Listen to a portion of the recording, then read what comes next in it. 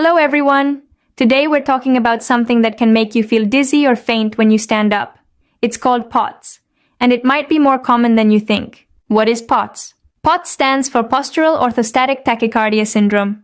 It's a condition where your heart rate jumps abnormally when you stand up, even though your blood pressure doesn't drop much.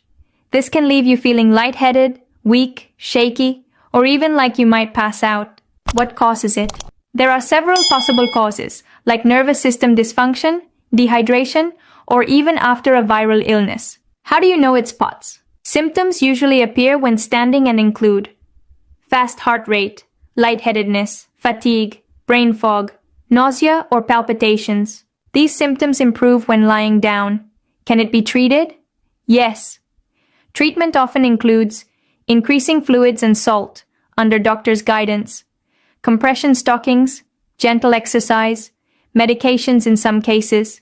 If you want to dive deeper, there's a helpful book titled, Doc, I'm Dizzy.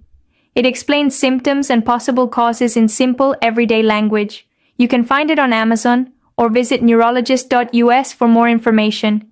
Link in description box below. Stay healthy and see you in the next video.